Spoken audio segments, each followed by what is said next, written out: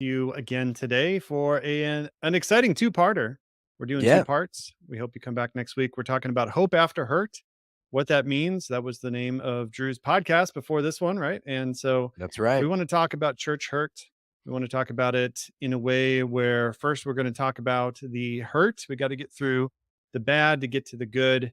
And so as we kick this off, we're going to share some of our experiences with you. And you might have heard about church hurt or that name before. More than likely, you've experienced it yourself. Right. And when you go through it, I think for the first time, it's easy to think that, oh, I thought this was church. I thought these were Christians. I thought these Mm, were people looking like Christ. And so it can be almost a shock to the system at first if you're not used to it or if you haven't experienced that specifically. And so I want to kick us off by just talking about the fact that oftentimes the early church in the Bible, in the book of Acts, is glamorized. We got to get back to the early church. And even though they did some amazing things and they are the example in many ways, the early church that Paul and other apostles had to deal with was rampant with issues. Okay. yeah, They had to deal with racial tensions. The Jews didn't want to accept the Gentiles and vice versa. They had to right. deal with, how do we deal with being under Roman aggression? There were there were zealots who wanted to actually overthrow the government, and other Christians would be like, no, that's not what Jesus did. That's not what we should do. There were Right. counterfeit teachers. They talked about sexual immorality. Just read the book of Corinthians. Paul talked about, hey, you're on milk. You should be on meat by now. After all Right. these teachings, you should move forward in your faith. And so it was a tough environment, I think, for Paul to kind of get people along board with him in a culture that was very sinful. Just read the book of James. James was an actual pastor to the church in Jerusalem, and his letter was all about, things as a pastoral would say to his people is like, we're better than this. Let's move past some of Yeah, these things. yeah, And so once we stop glamorizing the fact that there is no perfect church, we can move to the realization that it's really about sin. It's yep, really not about finding the perfect church or denomination. It's really about understanding that there is a sin problem, and Christians will be along various stages of the race as they move forward. And Hebrews 12:1 talks about the Christian race. And I think just having dealt with this in various fronts, being on the receiving end and also dealing with it on helping people heal from it, I think the missing component in all of this is just love. yeah. Is love, which sounds so, oh, is that it? Is that all? You're just going to boil it down to one word? Well, Jesus talked a lot about love and unity. I mean, that was his plea to the disciples in John 15, is like, I am leaving. I just want you to be one as the Father and I are one. Right. Like he died for us to be unified together and to be in unity and love for one another. And and what we've done with that is said, well, my way's better. My denomination I'm going to start over here is going to be the best one, and Yeah, there'll be no problems in this one. Just wait and see. right. And we're still waiting all these years for the perfect answer to this, which is just keeping our eyes fixed on Jesus. Hey, what do you know? The name of this podcast, Who would have keeping our thought? eyes on Jesus through this whole thing. So, Drew, I know you got an example. What do you have to say as a kind of a preamble before we kick that off? Yeah, we've all been here. Hurt, we say like church hurt. We get hurt by people. Hmm. We've been hurt by people in church, we've been hurt by people at our jobs. That we've been hurt by people in our family. What I find interesting is that people get hurt by people in their family, they don't leave the family. People get hurt by people at their jobs, they don't leave the jobs, they just get upset, they figure out a way to move on. People get hurt at church and then they leave. Yeah. And so like you said, it is a hard issue. It's a hard issue usually on both sides. Hmm. And we can combat that issue with love. And yes, that's, you know, wow, so profound, right? So profound. But it really it sounds so simple, but it's so hard. Yeah. And Jesus commanded unity, not that we would all think the same thing, but that we would be willing to work for the same goal. And when you recognize that the person across from you might have a different way of getting to the same goal, but you're trying to get there too, you can have a lot more empathy and understanding for where that person's coming from. Yeah. So I'm with you. I think we've all experienced hurt at some level or another. Church hurt gets really interesting because it's the only It's not the only hurt, but it's the most common hurt that happens where people then go, "Oh, I see a way to fix this. I'm out. Right. I'm leaving. I'm gone." When I'm sitting here like, "Man, my wife has hurt my feelings. I've hurt my wife's feelings. We don't get a divorce." Like Yeah. we keep rolling, and the church is that level of decision, like where you serve and where you are in community with other believers and the goal you're trying to get to, like it's supposed to be a level of decision where you're committed. You're Yeah. not just a consumer, you are committed. Right. And that means that when you get your feelings hurt or the pastor says something you didn't like from stage or oh, they're doing this song again or like that's man, got to get past all that stuff. Like you Yeah. Look really at our do. Watch our episode on when to leave a church. We go Yeah, through all those. Like hello. there are reasons to leave a church, but most of the time it has to do with our feelings. And like you said, it's Yep. the level of commitment because there's another Right. church around the corner that might seem like the grass is greener, but we don't do that with our marriage, right? We don't Right. just say, okay, I'm going to move in with this woman over here because, right, I got in an argue with my wife. Right. And no, we stick it out, and I think we don't view church as family, we don't view it as a commitment, and so then we just have fly by the seat of your pants. I'll show up when it's convenient, and I'll leave Right. when I'm hurt, Right. and right, that's not to say, like, we're gonna talk about some deep-rooted church hurt that can happen, and, Yep. like, yeah, that's a issue with the church and the leadership, and, yeah, you should get out in certain scenarios, but if it's just a matter of feelings and not trying to work through it and not doing, the approach of going to your brother or sister and figuring it out, you know, then that becomes a bigger issue. Well, it's not just about them, it's about you too. It's about the fact that you'd rather be in this hurt than having it healed. You'd rather Right. hold on to it because now it becomes kind of a safety blanket for you instead of having God take that from Yeah. you. And so we can also be attracted to hurt. I mean, look at the people that go to like the same broken relationship just with a different name, just with someone with a Right. different name, but it's the same person over and over because you Right. haven't learned your lesson. And And so that's we can be, immaturity. it's immaturity, right? And as immature Christians, we can be attracted to either bad churches, cultic behavior, or we can be attracted to drama, right? We can be attracted Yep. to drama because we're actually the ones propagating drama, even though we think it's the other person. Yep. And so there's a lot of factors at play, and I think as we go further, it'd be helpful to hear, some of your experiences, Drew, on, why you started your podcast, why we're talking about it today, and how, we'll talk about the healing in part two. But, we do have to discuss the hurt because it is very real for many people. And there's people listening, I know, that are not over their hurt yet because maybe Right. they don't know how, or maybe it's just you don't want to get hurt again. That's what I think a lot of times keeps us in a moment where okay, this is safe. This is me in control. If I actually put myself in another church again, there's the potential for all kinds of stuff, right? I don't want to deal with that. I'd Right. rather just be safe. It's me and my spouse. We'll have church, Bible studies, and that's all we're going to do. I don't need to be in community. Right. That's not what like Jesus died for the church. He died for his body to be Right. the body, to be using your giftings. And just because you had, because you were an unhealthy expression of it, doesn't mean that what Jesus set up is not something that's worth us dying to ourselves for, as he died for it. Right. Yeah, you're exactly right. And we do have to address the hurt before we get to the hope, right? Mhm. And for me personally, I think I have every reason to not be at a church. Like I think I've been given every reason in my life to just go, I'm all set. I'm good. And so I want to share with our listeners here. I just want to share with you a little bit of backstory of me, some things that I've encountered. And my hopes in that is not so much that you would go, oh wow, I feel sorry for you, Drew. My hopes in that is that you would gain some empathy and understanding in that we are connected in this way because I know that someone's listening to this right now that is not going back to church because they've been hurt by church. And Yep. they're just going, man, it's the same thing over and over.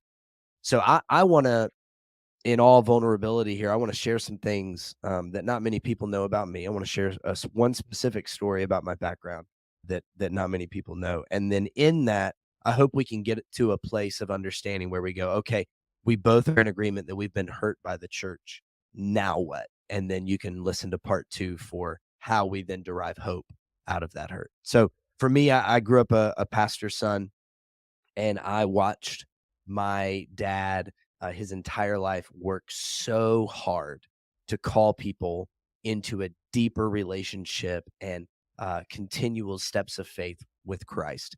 And that led to really beautiful things and really good things, but it also led to some difficult things. It led to meetings where people would stand up and be mad at my dad. You know, I'm just a kid. I'm listening to someone shout at my dad or yell at my dad or say that my dad did something wrong and then turn around on Sundays and I'm shaking their hand and saying, well, good morning, you know, good to see you, and pretending that I don't know how they feel about my family. Yeah. And that was a tough way to grow up. And it gave me this depiction of a church that is always counter to what we just talked about. It's not in unity. It's not unified. It's not looking out for one another. It's not wondering how they can serve one another. It's legitimately just making sure that this business model, this structure is moving forward the way they see fit. And that was a really big challenge for me. So I then stepped out of the church in my late teens and early 20s and did not have a church home at that point.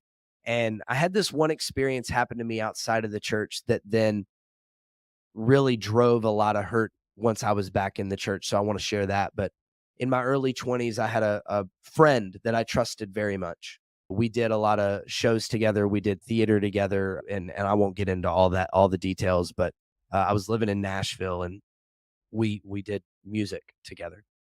And one night we went to a hotel in Nashville because we were gonna kind of have a night out where we just had a lot of fun and crashed at a hotel. There was a part of our evening where we got back to the hotel and he got in the shower, came out of the shower at one point completely nude, and in what I thought was kind of a joking way, started to try and, like, make advances on me sexually. And that led to me then fighting him off and really confused by what was happening, and that then led to him trying harder. And I quickly realized that this friend, this person I trusted, this person that I had been vulnerable with, and this person that, you know, legitimately I would have, you know, stood up for, I was now standing against. And that was really difficult. And one thing led to another, and it got to the point where the only way I was going to get out of that hotel room was to get physical and to try and get this man off of me who was much bigger than me and older than me and stronger than me. But I guess because I had all the adrenaline in me at that point, I found a way to uh, basically get him off of me, fight with him, get him off of me, and get out of the hotel. That's probably the most basic version of that story that I could get into. But the key thing that I experienced in that moment was someone not listening to what I was saying. The hurt was, yes, the friendship was broken. The hurt was, wow, I can't believe I just experienced that, and emotionally the turmoil you go into within when someone tries to make especially sexual advances on you. But then, like, having to literally fight a friend and tell someone no multiple times only to have them keep pressing. And so if you fast forward several years down the road, I had gotten back into church. I had found my purpose. I had found my calling, and God was calling me into ministry. And so I'm now working at a church, and things are going really well until one day I sat in a room with a leader who decided to do this kind of, it was kind of like a game. It was more of a study where they ask us some questions to see how we respond, and we're in a room full of about 13 people at the time. And one of the questions that was asked of me brought up these same feelings. I was asked, as I was feeling these things, to share a moment in all vulnerability where I had felt the same way. And The only story that came to my mind was when I was in my early 20s and I had a close friend of mine try to make advances on me. And I decided that I just wasn't in a place to share that. There were multiple people in the room that I didn't know very well. I hadn't even told my boss that I had been through that moment. And I thought I had kind of put that thing to bed. And now here are all these emotions again, Yeah. stirring up. So from a psychological standpoint, it was really detrimental. And so when I was asked if I would share, I said no. And then I was asked again, would I share? And I said no. And then I was asked if I was the kind of person that would want to keep going through this process based on what I'm feeling and like dig a little deeper, or if I would want to stop and maybe we just take a break. And I said, I want to stop. I would really prefer if we took a break. And then my leader, in front of everyone in the room, said, for the sake of where we are, let's keep going and dig a little deeper. And in that moment, I started experiencing all the same emotions in an overwhelming way. And I felt like the atmosphere was really the same. In my early 20s, this experience I had with this man in a hotel room was telling him to stop. Please, like, please stop. I want to take a break. I don't want to do this anymore. And he basically said, let's keep going. And now, sitting in a room with my leader, my boss, the guy who's supposed to look out for me, in all vulnerability, with probably a unbelievable, honest expression on my face, I'm saying, I really would like to stop. Please stop. Can we just take a break? And he said, let's keep going. And I've never felt so much trust leave a relationship so quickly.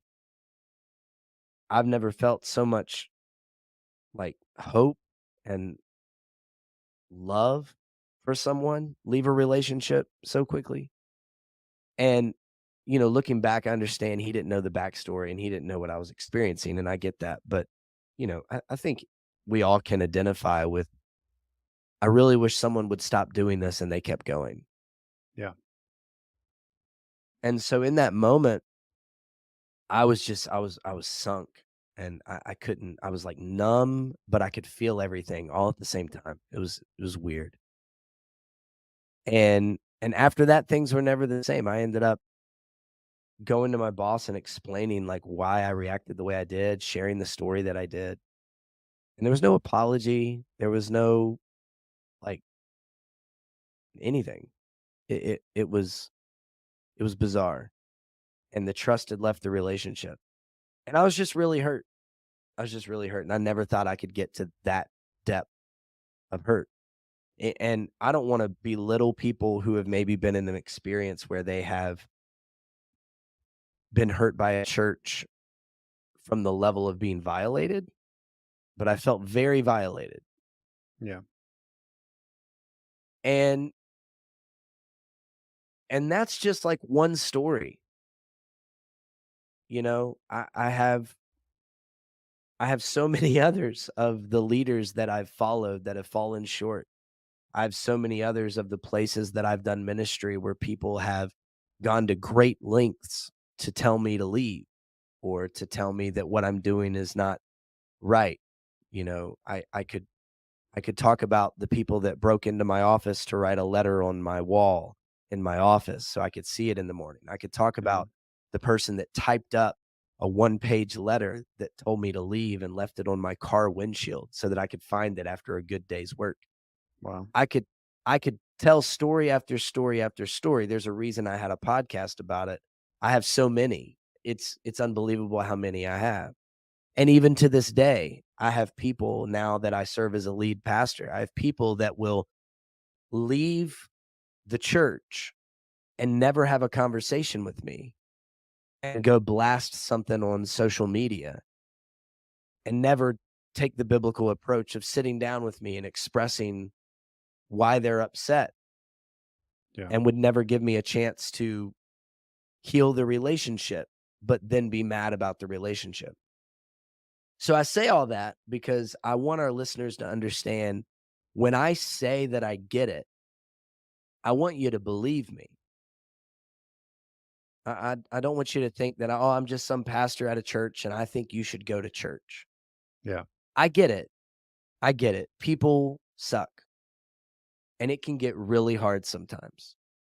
And there are times that we feel hurt. There are times that we feel violated. There are times that we experience emotions that we never thought somebody that calls themselves a Christian could ever bring upon us.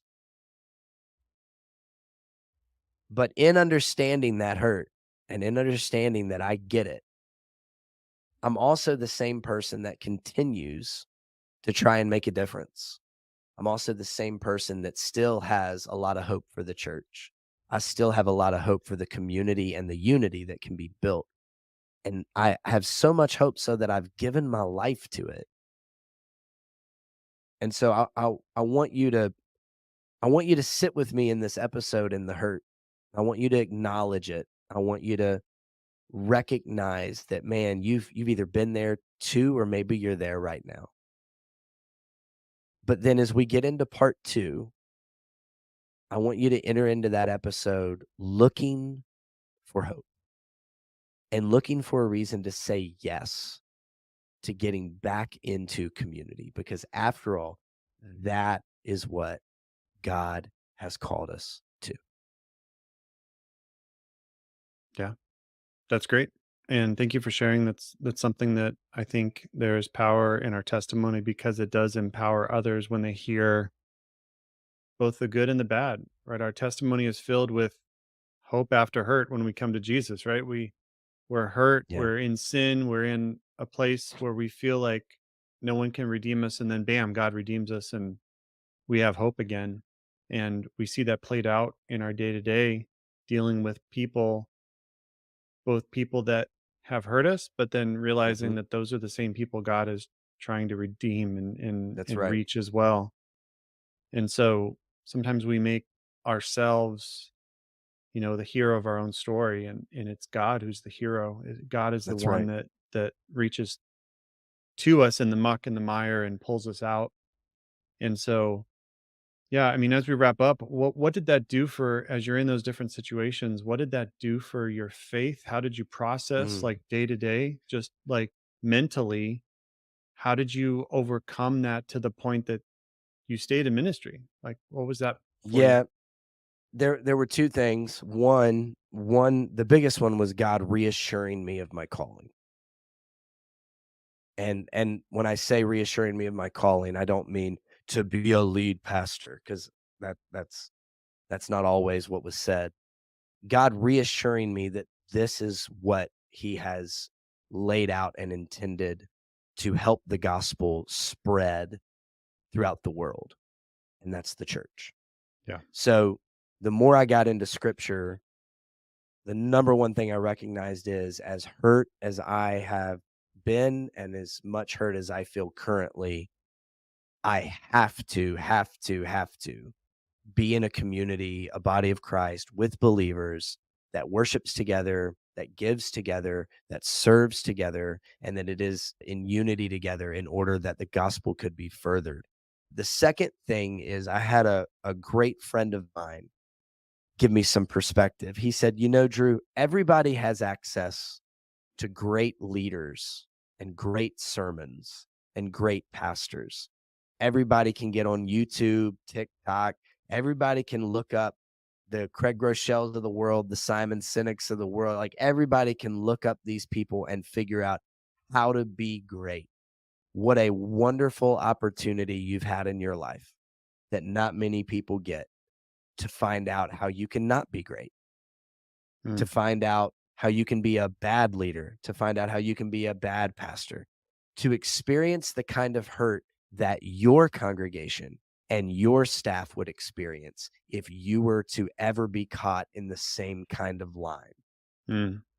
And that right there was such a wake-up call to go, wow, God has shown me that if I were to cheat on my wife, God has shown me if I were to take this for granted, God has shown me if I was to forsake my church in order to go do something selfish, if I was to embezzle money, if I was to, I mean, the list goes on and on of all the things we've heard pastors do. If I was to do any of those, what I have felt is exactly what I would be putting on all of these people. Yeah. And that right there, that will wake you up, and that will make you have some like very clear goals on doing this and doing it the right way and making sure that you have accountability and safeguards in your life. So those Yeah. two things, man, God continuing to tell me that he has a plan for me, scripture continuing to back that up in the unified process of church, and then recognizing that while everybody has access to great sermons and great leadership, I have been blessed, yes, blessed, to experience some really bad leadership and some really bad moments. And it's given me great awareness. Yeah. That's wisdom. Awesome. Well, that is part one. And we hope you join us next week as we wrap this up with the hope part.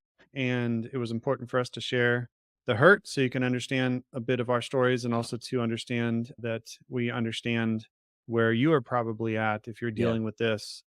And if you have stories you'd like to share with us, please let us know as well.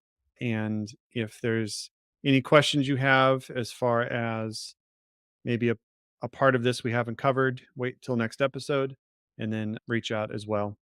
And so until next episode, part two, go with God, grow in discernment, and keep your